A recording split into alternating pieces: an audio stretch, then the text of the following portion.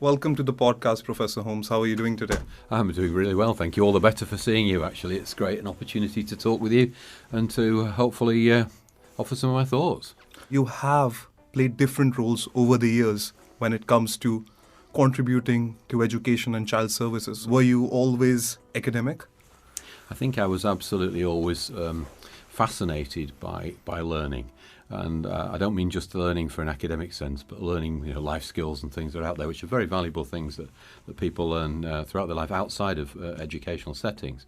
But I always had a drive, genuinely always had a drive to be involved in teaching, learning, supporting people to develop, and developing my own skills, because life is a learning journey. And Professor Holmes, you have been here for 18 years, but that's just your contribution to the Northwest and to the Bolton University, the Bolton community. I know you have been a governor at several places, whether it's Arts and Theatre, whether it's Bury College, whether it's ESSA Academy. So how does it feel spending 18 years at an institution? You must love it being here. I mean, I do love it, but I can't believe it's 18 years. You look and think, how did that pass so quickly? It's one of the life lessons, if you like, is that, live very much in the present because it goes so quickly, and you've just got to maximise your own experiences and your own enjoyment and support others to do that. And I think, there's a message once, I think, said that the truth or the way to happiness is to make it so for other people. And I think 18 years of an opportunity here to help make it so. These are big team efforts. Universities are enormous team activities amongst everybody in the university who does any form of role in the university, and of course the student body, enormously a team effort. But to be part of that team, to make it so for other people, to make other people fulfilled, happy, achieve their life potential, and people have difficulties along that journey. But to be able to do that is a phenomenal privilege, and more than that, it just, in a blink of an eye, 18 years has gone, and I look forward to possibly not the other 18 years. You never know if health persists, but my take on it would be 18 years has gone very, very rapidly. You said you have been here for 18 years, and can you tell people who want quick results that 18 years is not an easy ride? It's not that every day was the same. You had different challenges every day, didn't you? And along the journey, when you started the role, the university was in a very different position than it is now. Yeah, I think it's fair to say things have evolved and changed, and I hope improved in many ways as an institution. Universities in the United Kingdom have been around a very long time. The great universities that you could name in the south of England, the Oxfords, the Cambridges, have been around, 800-900 years, maybe even more. And we've been around here at Bolton as the Institute for almost 200 years. 200 years. 198 years now, 200 years in 2 years' time, 1825 to 2025 coming up. And in that time, institutions evolve, and it's a slow process. Culture change of organisations, the way organisations respond to society, the way they meet the needs of their learners, the way they meet the needs of employment sectors, the way they clearly and importantly meet the needs of all colleagues who are working in these organisations. It changes over time. I would imagine, in 1825, this was a very different institution to what it was in 1925, straight after the Great War, and I'm sure it'll be very different again in 2025. And my contribution to that, along with lots of long-serving, the great thing about Bolton, there's a lot of long-serving colleagues here who have been working here and committed to what this organisation does for a very long time. And no matter what role they are in? In every role, you get people doing, you name a role in the organisation, there are people here who've been here. One member of staff, I remember, over 50 years of service, from young person to retiring person, in terms of his service, Bolton through and through. And so my contribution has been a small part of that whole process, but also I think is an important part of making it clear that you cannot, to be an overnight success as an organisation takes a very long time, and that's the paradox of it. That quick wins, yes, there are quick wins. There's low-hanging fruit. There are things people can do, but in many cases, it's the colleagues who have put a very long, hard slog into this over many, many years about improving the standards of the way students perceive us, the teaching and learning, which is, it's always been very, very good in this university. Nobody would ever, I think, criticise the teaching and learning that's gone on here, but it's getting better and better and better all the time because of the efforts of those colleagues. And I think helping to set that direction with the governing body, helping to set the objectives that say, look, this is really a student-first organisation right now. I'm not saying it hasn't been a student-first organisation, but it's really putting that at the forefront. Because sometimes, with long-term policies, particularly national policies, you get mixed messages. And mixed messages can be, from policymakers in different governments saying we want this from a university or this from a university or this, And we saw that in COVID, didn't we? Mixed messages. Oh, I mean, but again, that was I won't say unique situation because there has been one pandemic before, hasn't there? We've all been aware of the global pandemic of the 18... Spanish flu? Spanish flu, 1918, 1919. Yes. But in modern times, that was a unique period, a very sad and unique period, but therefore there was no obvious blueprint for how to get out of it, and therefore you got mixed messages, didn't you? So often people criticise the people who were making policy, so-called in charge of the country at that time, in terms of but you have to remember that they were going down a route map that hadn't been easily mapped out for them. That even with all the plans in the background, you can't predict. The most difficult thing to predict, in my experience in life, is human behaviour and human reaction. You cannot guarantee what the reaction of one group of people or an individual might be to a circumstance until it happens. And so if you're a policymaker, that's a really difficult issue for them. You spoke about student perception, and I really like that. How much do the students matter to you? And how do you want to be perceived by the students? Because I know that you love this role. I've worked with you in the senior management. I've worked with you on the governance, so I know, and I've worked with you through a crisis.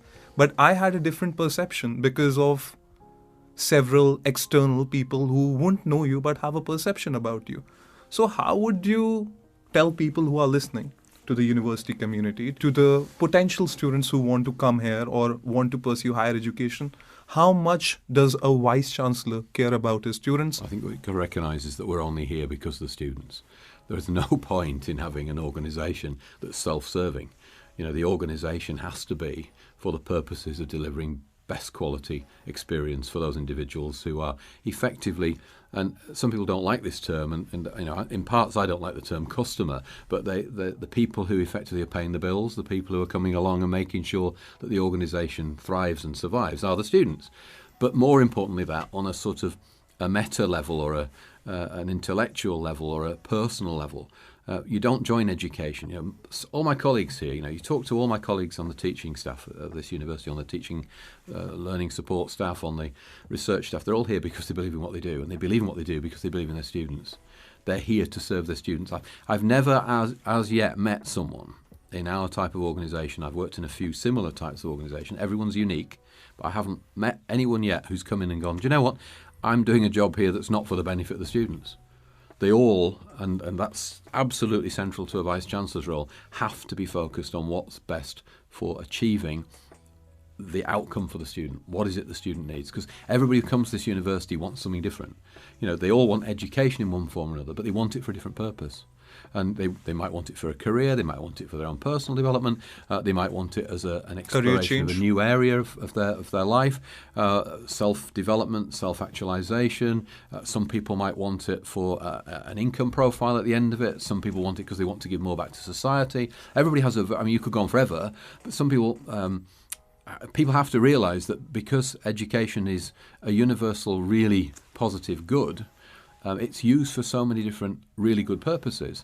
And so as a Vice-Chancellor or as a head of a university, you have to recognise that your student group are unique. They vary every year. They're full of very, very important individuals.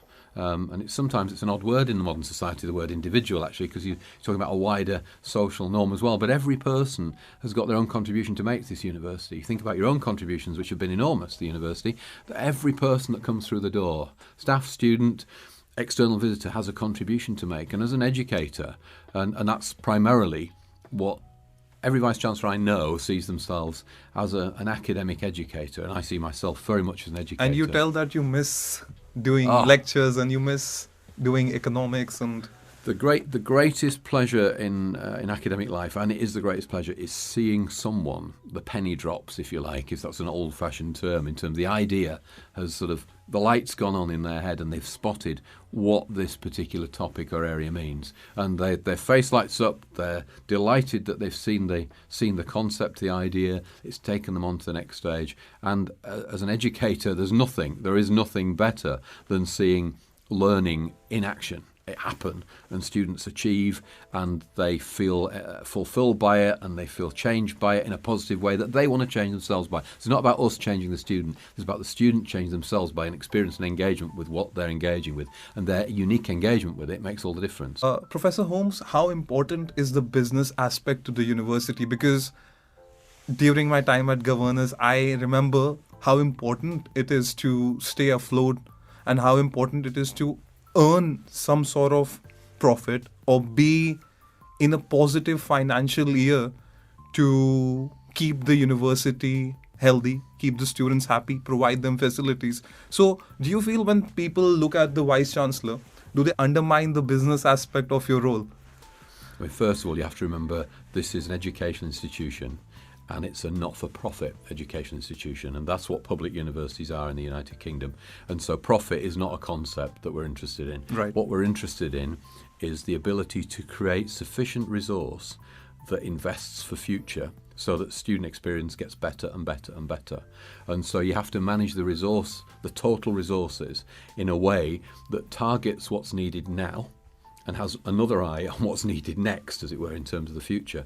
And of course, it's really important to balance the books, as it were, because we've all seen examples in industry, in nations where countries, great institutions are fell down. Absolutely, and some of those names in the high street you would never imagined would have gone. They've been there over 100 years, some of them, and they've disappeared because, for all sorts of reasons, the market's changed, their products changed, the context has changed, the way they've been managed has changed, not in the way that was needed to accommodate the market, perhaps. In our case, you have to manage the finances in a way that ensures that income and expenditure are somewhere near aligned. Okay, so it's not about profit, it's about aligning whilst giving you headroom, or enough headroom, to grow the business and make future investments. In future. So take the medical college, for example, as a good illustration of future investment. NCME. Investing at National Centre for Motorsport Engineering, Bolton One, for example, the new business school, the dental sciences school, and so on could go on. The Chancellor's building, the new student union area, etc. All those required the ability to generate sufficient resources to invest for the future. But the great thing is we don't have shareholders, we don't have profits, we don't have dividends to return to large international finance houses. What we have here is effectively dividends to return to students. When I was at the Governors, I knew how important certain projects were for you, and your focus was to have enough money to invest in new buildings and expanding the student experience for the students. So I am a testament to that, the 2 years that I spent. But Professor Holmes, the situation was not always the same when you joined. You were 35, the youngest Vice-Chancellor in the country at the time. And I think still that is the case.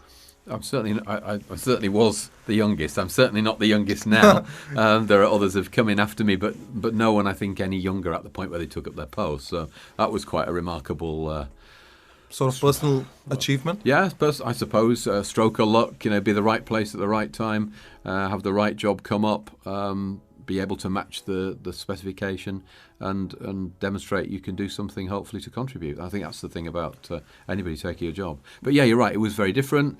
The institution has just got its university full title, thanks to the efforts of an enormous number of people here who steered it through that.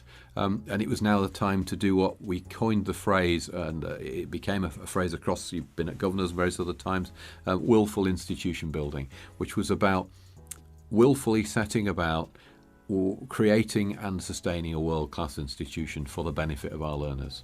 And we're in that process, and I think that process is a bit like saying, have you finished your learning? Nobody's ever finished learning, have we? And it's the same with this. As an institution ever finished, the work will never be finished. It will constantly be colleagues working away, delivering improvements, delivering enhancements, delivering changes, delivering responses that will take us on a continuous journey. It is a continuous journey. So it is very different because the journey has been 18 years. It's been very At times exciting, at times Tiring.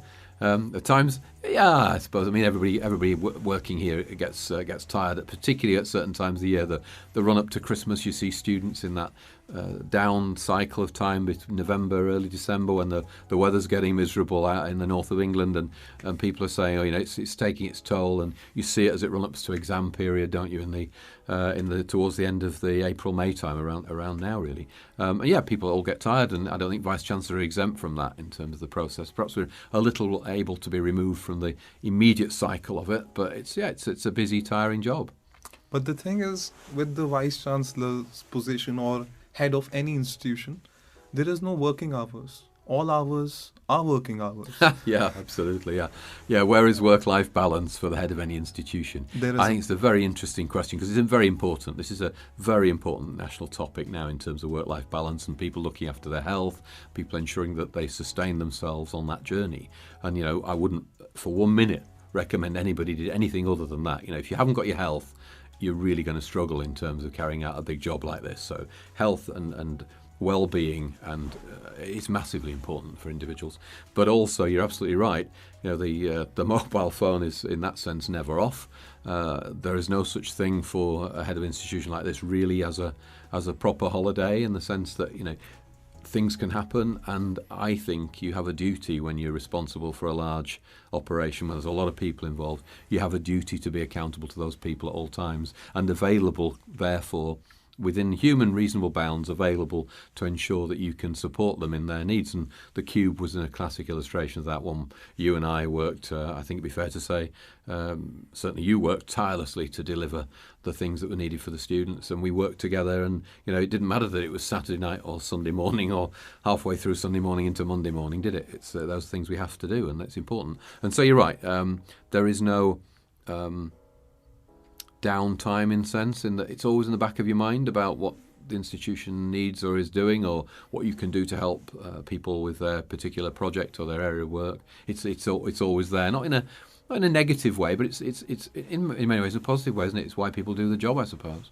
During the times of crisis, you did turn up, and that changed my perception completely. And you asked me, what do you think we should start off with? And the humility, or just the ability to ask your younger ones or someone who has less experience than you, tells that is needed to run a successful institution. For example, I do not have enough knowledge that my 16-year-old cousin would have about social media or content creation. How important it is to let go of that ego that, okay, I know it all, and someone younger cannot help me or contribute with their experience, because that's all education's about. It's not about the age.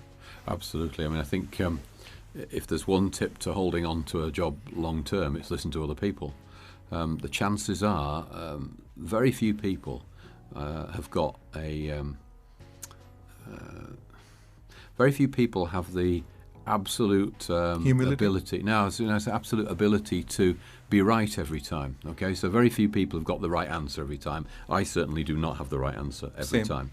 And I think the key thing in life is realizing that if you're in a room of 5 people, 10 people, 15 people, there's every chance that other people in that room are going to have a better answer to the problem than you do. There's every chance that they may have something to add to it that you hadn't thought of, because the chances of you actually, if you think about this in reality, the chances of you covering all those bases and all those issues on that topic immediately is very, very limited. Whereas the better position is to open up and say, okay, well, if it's a problem, what do we think the solutions might be? Now, eventually somebody has to make a decision about which of those solutions are adopted or which way to go. But that doesn't mean it's very unwise to make a decision without the right information. You can't wait for every piece of information. But you'll never be able to make a decision. You never make a decision without. If you wait for every single piece of information, it's highly improbable you will ever make a decision. However, if you don't ask others what their view might be, it's highly probable you'll go down the wrong avenue. And that's the issue, isn't it? And I think, some people have often said to me, how have you managed to stay as the longest serving, or thereabouts, the longest serving head of a university? Because they're complex organisations, they're demanding organisations, they're fascinating organisations, and they're difficult organisations at times, as indeed most big complex bodies are. But one of the ways to stay is to not believe your own publicity. Don't actually think to yourself that this is about you. Yeah, well, it's definitely not about me. But don't think to yourself that you have got the answers to these problems. Think to yourself you've got the key to facilitate the gathering of the answers, the ability to collect the answers from someone else, and to then maximise out and give people the right credit for those answers. Because the last thing you want is somebody who just steals all the answers and runs off. What you want is somebody who goes, well, what's the problem here? How do we solve? How do we willfully create an institution? How did we look? We sat around with engineering. Engineering is a massively important part of the history of this university as a mechanics institute, and about 15 years ago, it was fairly clear that engineering at that time, mechanical engineering particularly, was struggling in terms of both its recruitment and the student participation. A whole range of performance indicators around that area were not at the best. They weren't at the best at the time, and that's not despite. There were best efforts by colleagues involved in those areas, but it needed a refresh in all sorts of different ways. It was clear people were saying that around the place. And of course, we then had to gather that information as to what would make that refresh and what should we do. And of course, ultimately, up emerged the now National Centre for Motorsport Engineering, working on high performance, precision mechanical engineering, really. And that was a collective of ideas from lots and lots of people. And yes, it's had my sort of input. Yeah, it's had my sort of name attached to it. Because, yes, as the Vice-Chancellor of the University, I have to be committed to something to help make it happen. Because often in organisations, perhaps wrongly, but often in organisations, if the so-called person at the top or the so-called people running the organisation at the top, in inverted commas, don't like the top term, but you know what I'm saying, the people who have given responsibility to be the chief exec of the organisation, if they're not visibly carrying the flag for the idea will often fail. It will. But don't confuse carrying the flag with the idea with necessarily having had the idea. Okay. I'm not suggesting I didn't have an idea and I haven't got some ideas, but I'm saying that you have to then credit the people around you and say, it's important to give people the due credit to run a healthy workplace environment, even in the senior management, isn't it? Absolutely, 100%. And to then, if you're going to grow an area, in that area we recruited, the institution recruited, I was involved in that recruitment, people like Dr. Mark Busfield, who've come from an amazing industrial career and can be recognised and respected by students, staff, colleagues across the organisation and across the industry alike. And then, the important thing, I think, as someone with a leadership role, is to let people then run with it and to actually then support them in running with it. Just sort of give them the direction. But, you give them the free hand to, okay, if this is right for recruiting more students, if it's right for getting them more placements, do it. Yeah, and you have to also trust the fact that they know what they're doing. And then you hope that they start to ask questions and start to ask other people's advice. And then you've got reasonable confidence they do know what they're doing then, because then they're taking a wider pool of opinion. Now, Professor Holmes, you talked about difference of ideas, giving people credit. And as an individual, do you think making the decision is the most difficult part or taking the action? Which is the most difficult part? Well, was it someone said that a great idea badly executed or badly implemented won't work? And, I think someone once said, a poor idea well delivered is better than a great idea badly delivered. So it's a really difficult, it's a difficult field, isn't it, that to be direct about. But I think very, very simply, if you've been careful in gathering a range of ideas, and if you've explored, it's very important to explore what other people think about things, and particularly those people who know about it, who've got real expert knowledge and understand the area, or people who've got a particular interest in an area. And then once you've gathered all those information together in one form or another, then at some point you have to look at, well, what on balance, and it isn't on balance, is the best way forward for this, or appears to be the best way forward for this, because of course everybody makes mistakes.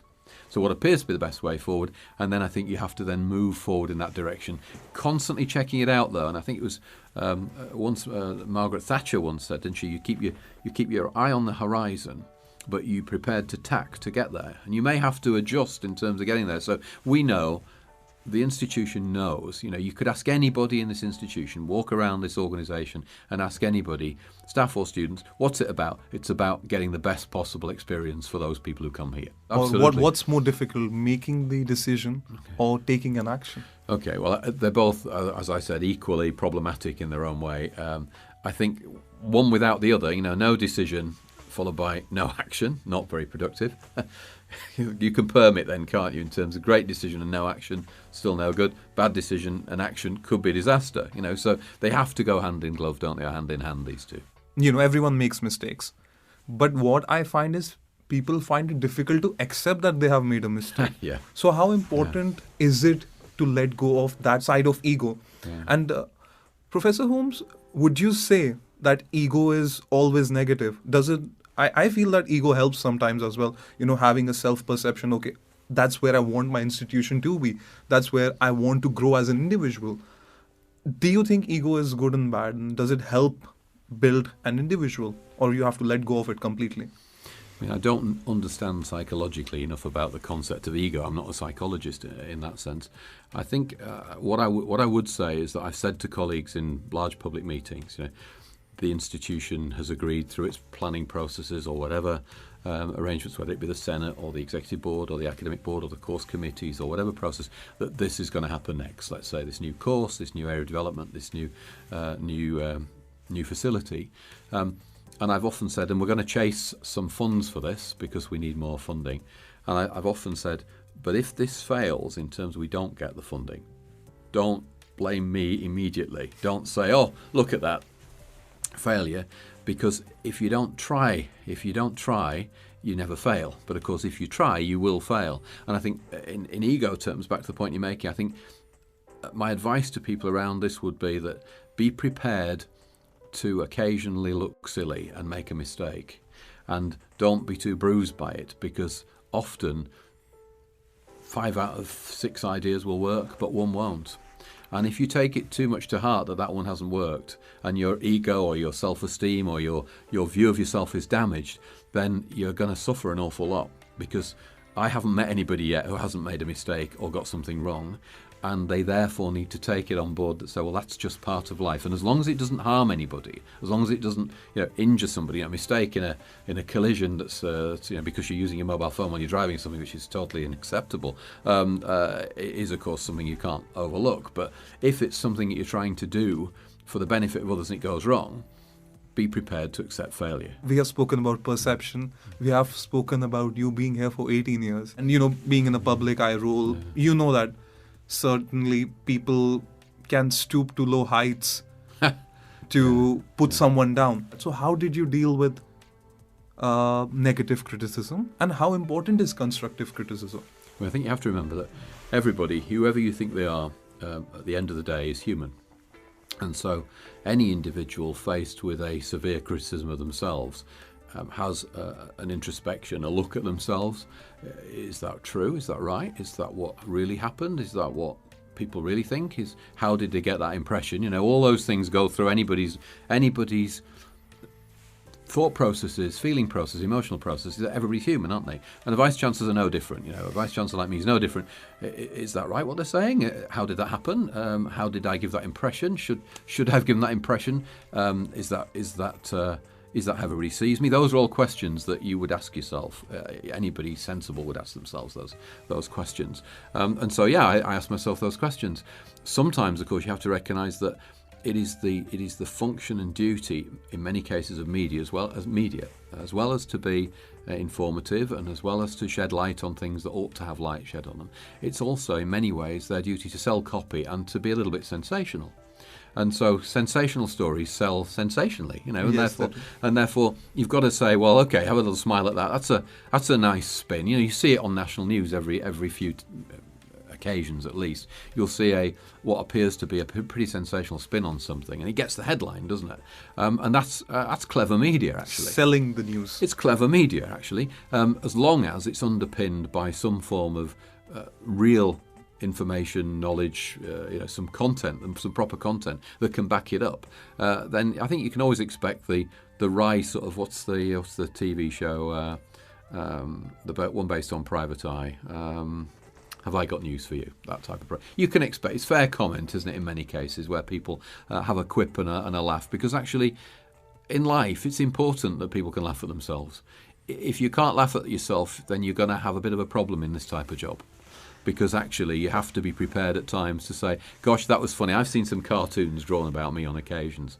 And you smile to yourself and you think, that's witty. That is really very witty. You know, it may hurt in here somewhere, but actually it's very witty at the same time. And I think if you don't take it that way, that basically those people, there are occasions, important issues that people raise, and if they raise an important issue, it has to be dealt with seriously. If they raise a frivolous or an issue in a frivolous manner, or even trivialise an important issue, then in many ways that runs the issue down for the real benefit of the community. So for me, back to your simple question, how does one deal with that? Well, one looks at oneself carefully. I look at myself carefully. Never mind this one. I look at myself carefully, and I say, Is that what I've really done? Is that what people really think? Are they really informed? And then I move on and say, well, let's try and be better next time. Let's try and be clearer next time. Let's try and make the message more effective next time about what I'm really trying to achieve. And there will be some things in life that people see in anybody that they don't either like or want to go down the same route. You know, the great thing about our free democracy, our society, is you can have different opinions, and as long as those different opinions are not deeply offensive to particular individuals or groups, they should be aired. And so, yeah, I'm open to hear them. Let's hear what people have to say. But from my point of view, I can sleep at night, and I think that's a really important test for anybody in any of these roles.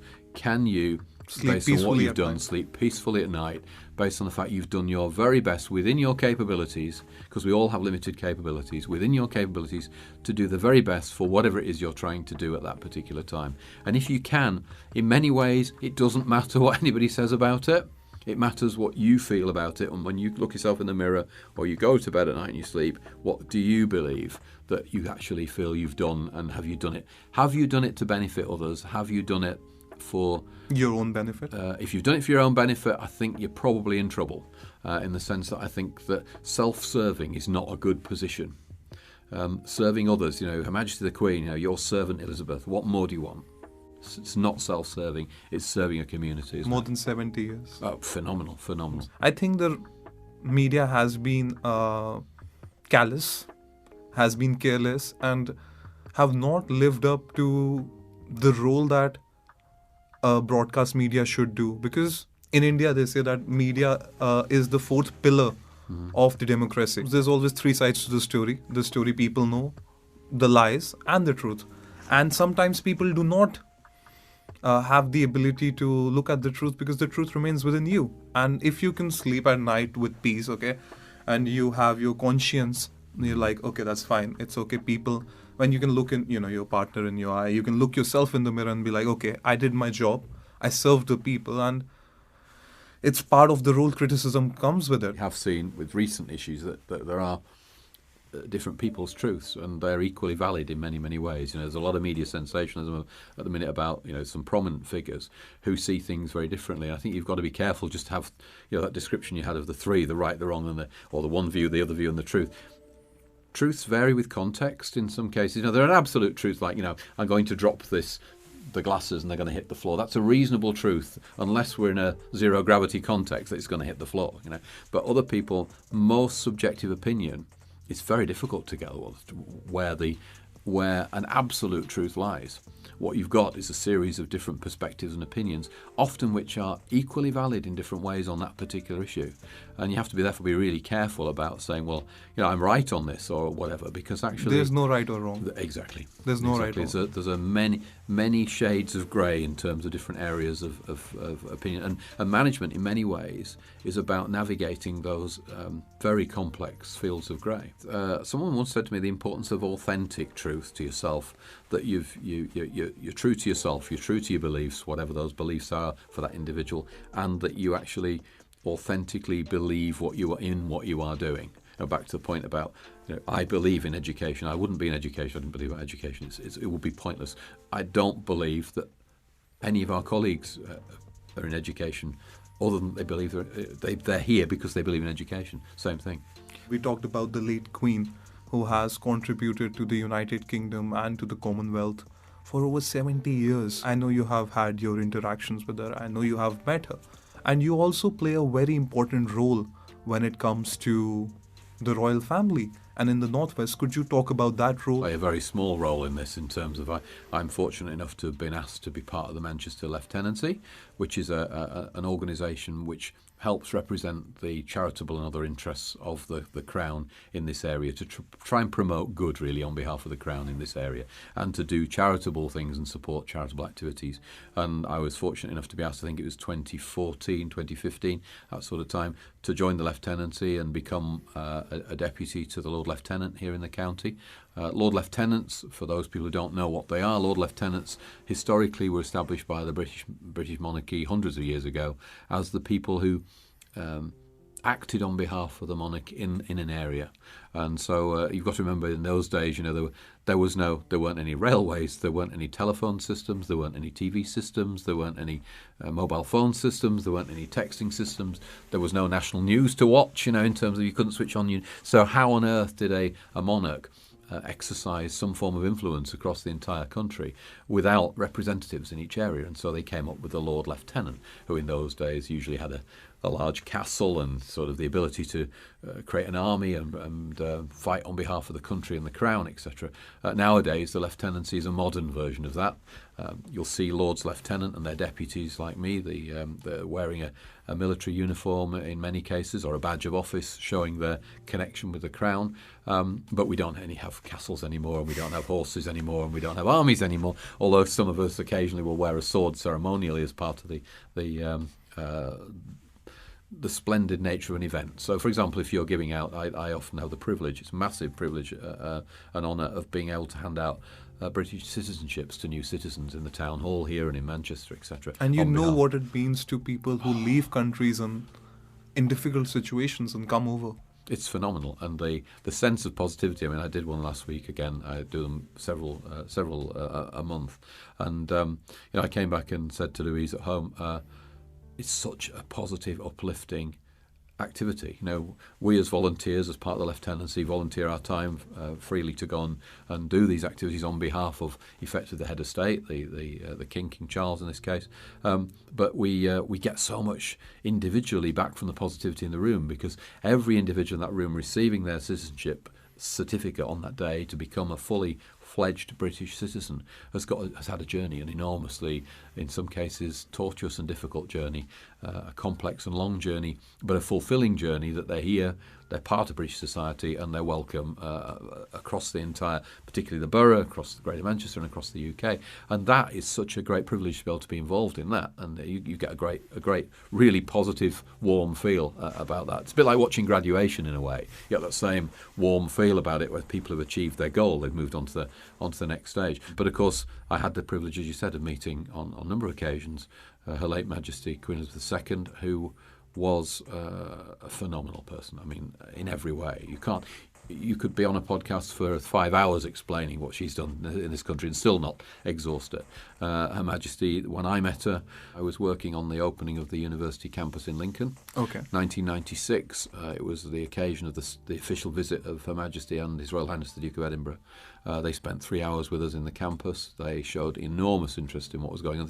This was the first new university built in the UK for a quarter of a century, and the Queen had been there. The Queen had been there in 1952-53 in her coronation year, and she hadn't been back until 1996 to see what was going on. And of course, the new university had been established, the new campus, and I had a role in working with colleagues to establish that. The presence of the sovereign, the head of the state, the Queen, is an enormous compliment to an organisation and to a town, of course, representing the embodiment of the state. And that's really important, that whether you're a royalist or not a royalist in terms of opinions, what you have to remember is that the head of the state embodies, in this sense, is the focus of the state, whether it be the President of the United States as an elected, or France, or Germany, the Chancellor, or whatever, or whether it be the King or Queen, in this case King of the United Kingdom.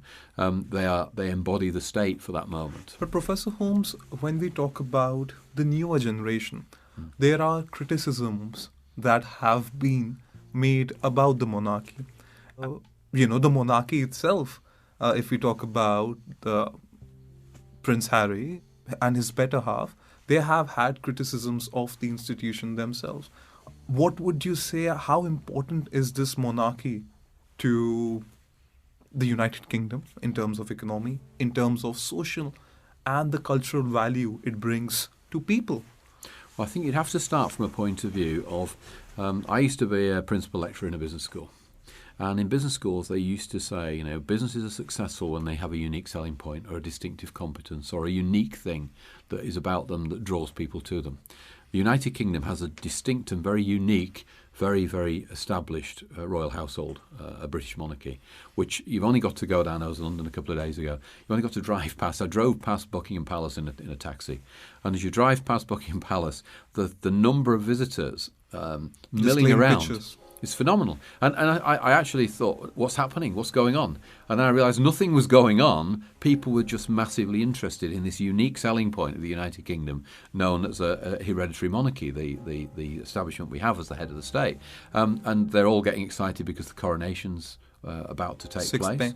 6th of May, and the stands were being put up. And when you went down there, when you were talking about the Platinum Jubilee, I managed to organise with you the tickets for you to go to the party at the Palace, and you were adjacent to those stands right outside the Palace. And they're building them again now for the coronation. They're building a similar viewing gallery, and the tourists are fascinated. They're interested. They want to see what's happening. They've come to the UK. They're spending money. They're doing that to invest in the UK's economy. And of course, in terms of the world politic, leadership, I think I've identified. The best thing I can say to you about leadership is that short-term leadership of big projects often does not work. Long-term. It's long-term, reliable, stable base. And the difference that the President of the United States, who has some wonderful people doing those offices on occasions throughout history, it's not long enough. You're talking of a 4-year period or an 8-year period. That's not long. And to be head of state, as opposed to being prime minister, it's not long to steer a state. Whereas if you get a longer period of, in this case, a monarchy, 70 amazing years from the last queen, you get a level of stability. And I think at one point I heard someone say on the radio or television on one occasion that the Queen stood for everything we agreed about as a society in terms of the things that we felt were truly about the United Kingdom. And politicians stand for, in each different party, everything we disagree about. And that's their job. They're very good at ensuring that different opinions are shared and different opinions are expressed, because that's the right in a free democracy. And so hence you have different parties with different views. So they embody, by almost definition, by the party structure, the things we disagree about. But the monarchy or the head of state should embody the things that are central to being the United Kingdom. And that doesn't have to be a hereditary monarchy. It just has to be a long-term. If the United Kingdom were to change what it's about every 8 years, you start to wonder, well, what are we about? And where are we going as a country? Yeah, exactly. So, in one word, Professor Holmes, would you say the monarchy is still relevant, or is it old-fashioned? I'd say that under the current king, it's highly relevant. And I think he's a modernising king. I think he's going to develop the monarchy further. I think William and Kate will do a fabulous job following up on that. And from my point of view, yeah, it's here to stay. Growing up, during your university, was it in your mind that, okay, I have to be a leader or I have to be in a certain position? Did you manifest it? Did you manifest this? No. I can only speak personally, but I don't like the notion of being an aspiring leader or of being a leader. I like the notion of doing your best at what you can do and seeing where that takes you. And that's a personal thing to me, in the sense that I think people engage in leadership training, and that's a really important aspect of things that they want to follow. But for me, it was never about let's be a leader. I think I can't imagine waking up on a morning, even now, thinking, oh, let's be a leader today. Yeah, I just can't imagine that concept. I can imagine getting up in the morning and think, right, what needs to be done today? What have I got on my agenda that I need to sort out? What have I got to? Which problem have I got to solve, or help other people solve, or help other people solve? Ask them to help me solve. But I think, unless I've got this totally wrong, I think, for me, thinking of yourself as a leader is the wrong starting point. I agree on that. Yeah. I agree on that. Yeah. Either you are one or not. Sorry. Yeah, and I think the starting point is what is it that I can contribute to my sphere, That could be a small group of people. It could be, if you were the President of the United States, the world. It could be an enormous sphere, couldn't it? But what can I contribute to that, given the things I can get my hands on and support people with, or control, or help move forward? And in that way, I suppose, people will decide whether you're a leader or not. Because, they'll look around. I don't think, if you look at the great leaders in history, and you could name them right the way back from, I suppose, Julius Caesar would be, I suppose, considered at one point. You can go all the way through to modern day, I suppose, and society will judge whether they were a leader or not in their own society, whether it be a small group of people, whether you're the scout leader, or whether you're the orchestra leader. If you're not good and people don't recognise it, there'll be an awful tune. If you're the orchestra leader. And the same thing, I think, applies with leadership. You can't just wake up and be like, okay, I'm going to be a leader today. I don't think so. I think you could find yourself thrust into that position by circumstances. We were thrust into that position by the circumstances around the Cube that day when students needed to be rehoused. And all of a sudden, you and others around you took very effective leadership positions and assumed responsibility and made things happen. Yes. And people followed that. And all of a sudden, you've discovered you've got a leader and you've got a group of followers, because actually they've taken it forward. And that's what they were doing when they were watching you do that. And I think, for me, it's the wrong way around. The right way around is, what can I do to contribute? And if that results in you leading something, then that's really, really good. As the chief executive of the organisation, I have some duties and responsibilities to the organisation and to its people. And those duties are set out in job descriptions and things that you can follow. And they say that you have to do certain things. But that doesn't necessarily mean that the staff or the students see you as a leader. Just means you've got things on your job description. It's about taking that accountability. It's about taking responsibility. It comes from inside. Okay, you have to wake up and do things, and it's a lot about self-discipline. Professor Holmes, what was your first reaction when you heard about there's a fire in a privately owned student accommodation, which has no relation with the university, but it has 220 odd students stuck, some of them not students from the university. Some of them are from Salford, Manchester. But what was your first reaction? I mean, the first reaction is, oh my goodness, I hope nobody's hurt. The number one reaction is everybody safe? That's the first reaction. And then the second reaction is, okay, let's have a look at what can be done to give them the appropriate accommodation, give them the right place to lay their head to sleep that night. Once you've made sure everybody's safe, or you're making sure in that process that people are safe. But my number one reaction is everybody safe? Is anybody at risk here in terms of, there could have been a tragedy, couldn't there, in that private accommodation? How lucky were we? I think we were very, I think life as well, going back to the whole thing, I think life is about, I don't know how you describe stroke the word of luck? I think in many cases, right place, right time for people. Oh gosh, in bad news, wrong place, wrong time for people. But in terms of this, we were, something was smiling on us. We were on the right side that day. Something happened. I for agree those with people. you 100%. And we saw a student being rescued. Yeah. I mean, the so close to disaster was that the fire service did, as indeed did colleagues on the ground, a phenomenal job. But it was so close, wasn't it? And one can only, not sleep worrying about what could have happened in that circumstance. But my first reaction was, how do we look after these people and rehouse them? And I think it'd be fair to say that the university group, as it pulled together, did an amazing job looking after those people. Almost 3 months later, there was a pandemic. But it's very unsettling, isn't it? But for the students, a fire, losing their laptops, lagging behind on their assignments, due dates, deadlines, which we supported them with. So what was your first reaction, Professor Holmes, when you heard about the pandemic? I think incredulous to start with, because none of us had experienced anything like it, had we? The notion of the Prime Minister of this country coming on television and saying, you must stay at home. That I can see that moment when Boris Johnson said that, play it back in my mind, think, what does this mean? What does this mean for our students, our staff, our institution? How long will it? My thoughts were, how long will this last? What will be the impact? Will organisations survive? Think about the hotel and catering industry. Oh God!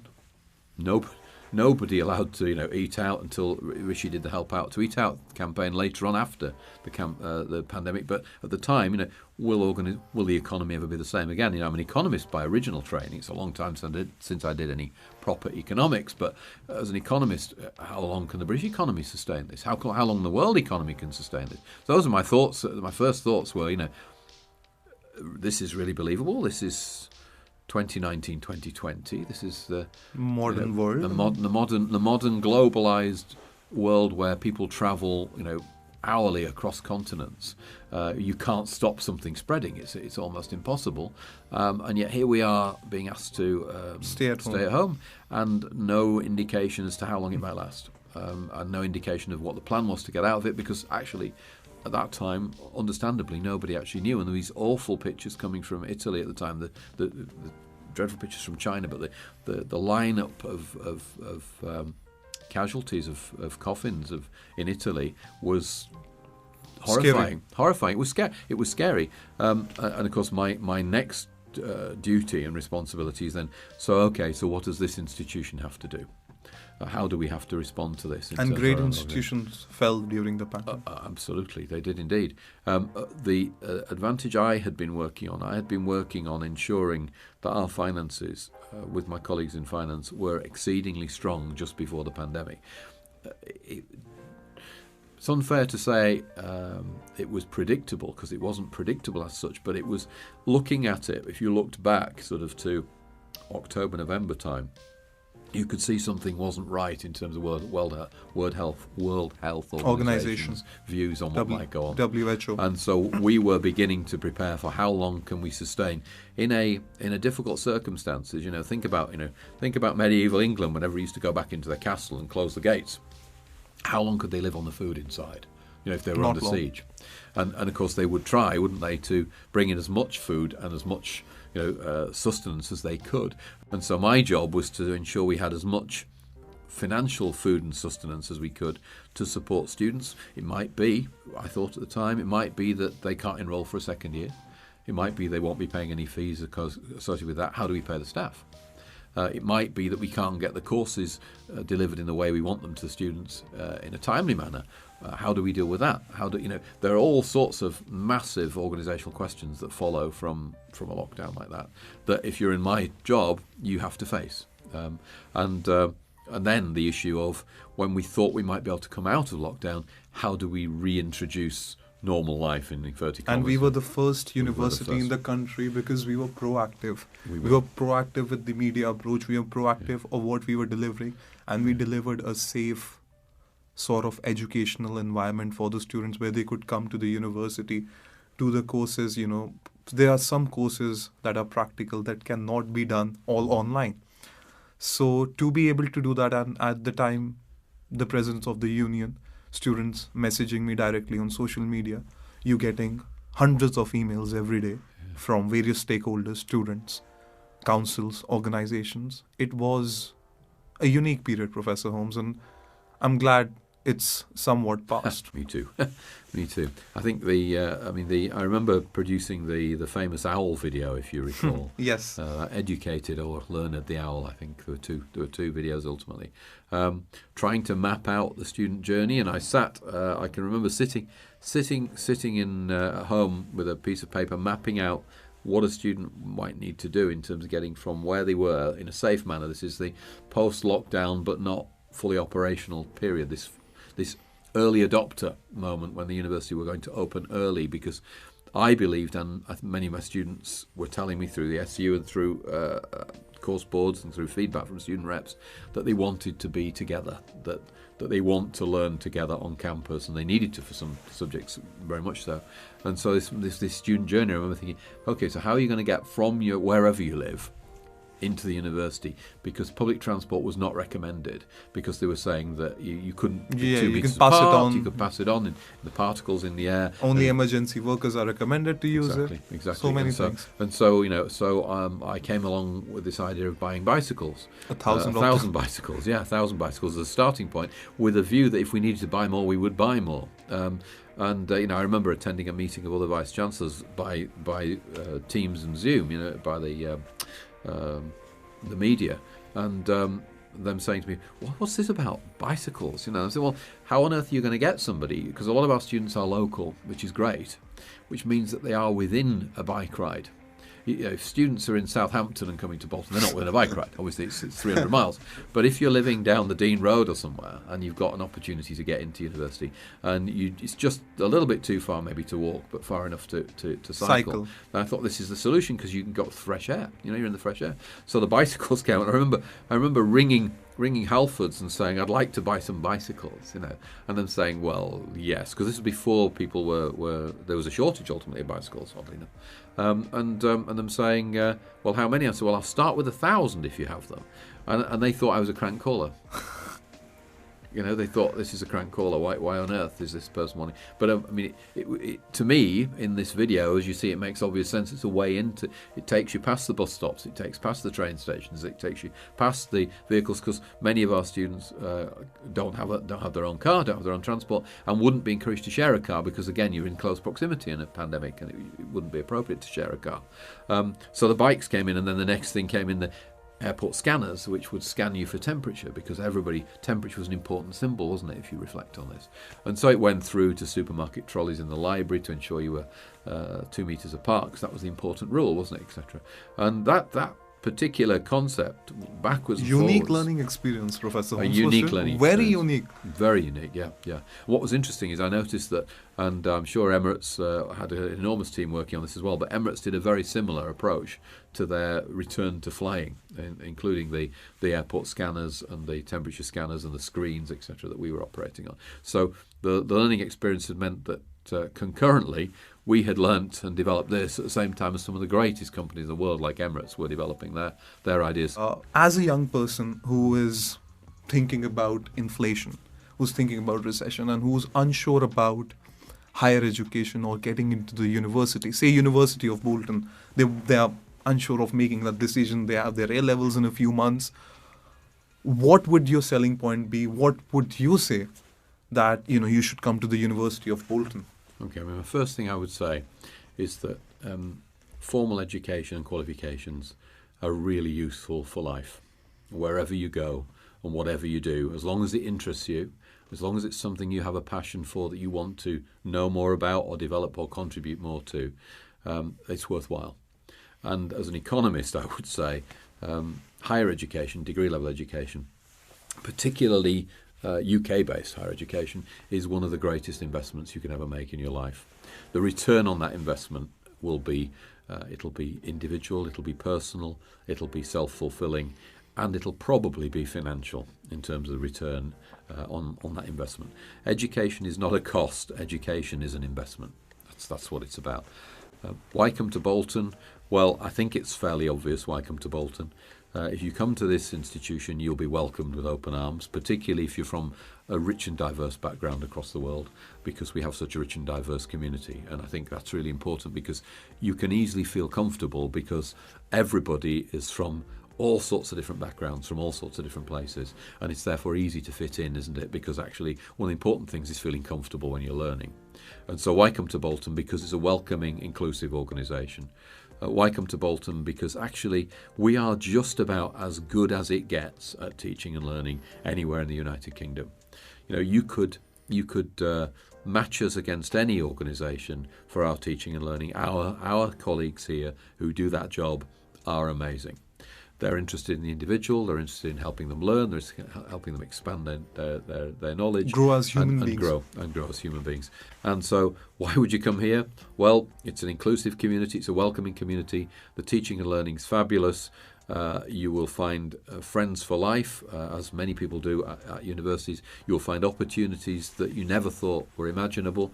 Would you have ever imagined Ansh standing there at the Queen's Platinum Jubilee concert in the Mall as one of the ticket holders? No. Our current president is going to the Windsor Castle party that's being held for the coronation next week.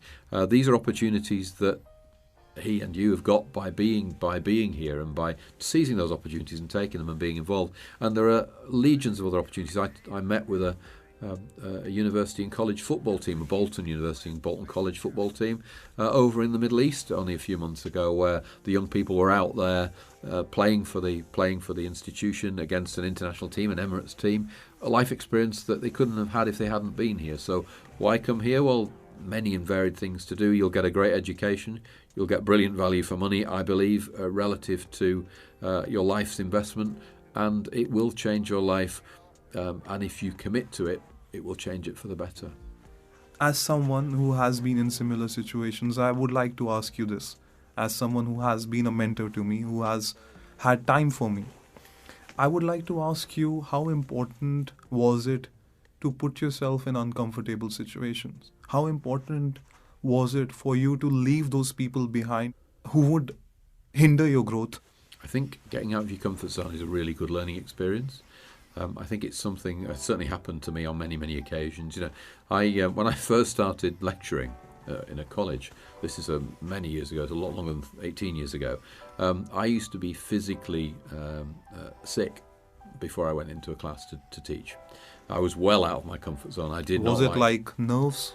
Nerves. I did not like the idea of public speaking. I didn't like the idea of being... I don't agree.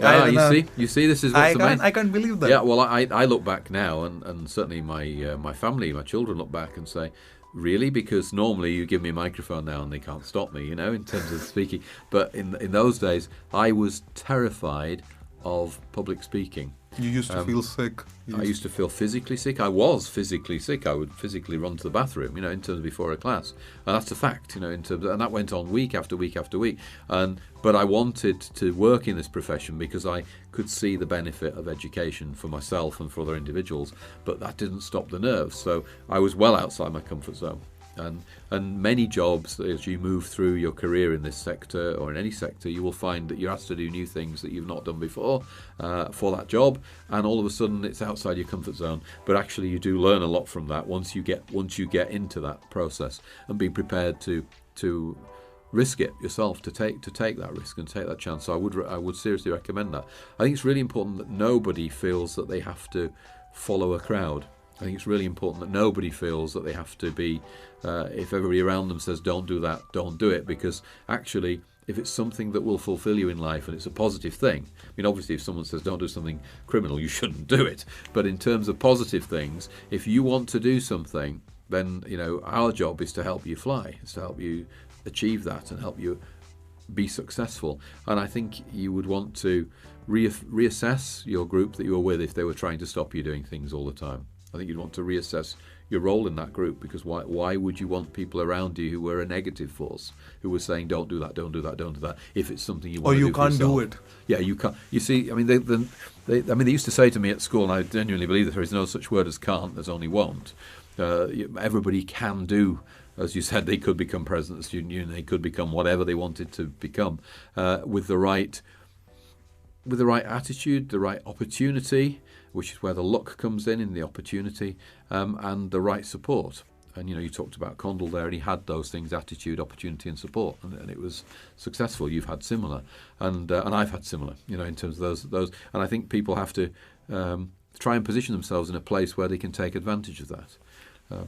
People were laughing when I started this podcast, and I used that as a motivation. I used negative energy as a motivation as well. Okay, it's fine. You cannot see the investment or the time or the opportunity or the ability that it takes to organize something, or every role has its own challenges. So how important is it to just stick to your focus, stick to your vision, even if people are calling you mad, or people are calling you that okay, you cannot do this, or you won't be able to achieve this? How important is just keep going, even if it's alone and it's in the right direction? I think there's some fabulous international examples of people who people criticise who've done amazingly well, haven't they? So it's really important. You look at people talk about Elon Musk on occasions, they're really critical. I don't think he's done so bad. He's made a lot of progress. And the same thing I think should apply to everyone. If you want to do something and you're committed to doing it, don't be put off by the naysayers or the people who say... Use them as a motivation. Absolutely use them as motivation, yeah. I'd be even more motivated. I've used all my naysayers on occasions, but yeah. So what would be your advice when someone's feeling down in life and they are a bit deflated? They are like, okay, this is a difficult time. And what would your sort of advice be? That they should reflect on that probably in one form or another happens to everyone. It's not unique to an individual. I think that everyone has self-doubt, everyone has their moments when they're down. If people are very seriously affected, they should take professional advice. There's no question about that. And don't be afraid to go to that professional advice, because people are there to help individuals. If it's a case of people just feeling a little bit knocked or a little bit bruised on occasions, when they open the latest press cutting and it says whatever about you or whatever it might be, then I think one has to recognise that it happens to most people, that most people feel like that, and that it's not unique to you, and that you're not in any way alone. That's probably best. You're not alone, and in that sense that you can take comfort from talking to your friends, from doing something different. Often a change of environment helps under those conditions, where you go out and do something different. You go for a walk, you go outside, you get some fresh air. Things when I feel, and everybody feels down on occasions. When I feel down on occasions, I'll do something different and do something that I enjoy doing. And in that sense, I think my recommendation would be, but don't confuse that with the need for proper professional advice in the event that you really are struggling with something, because there's a lot of advice and help out there now, and we should all take it.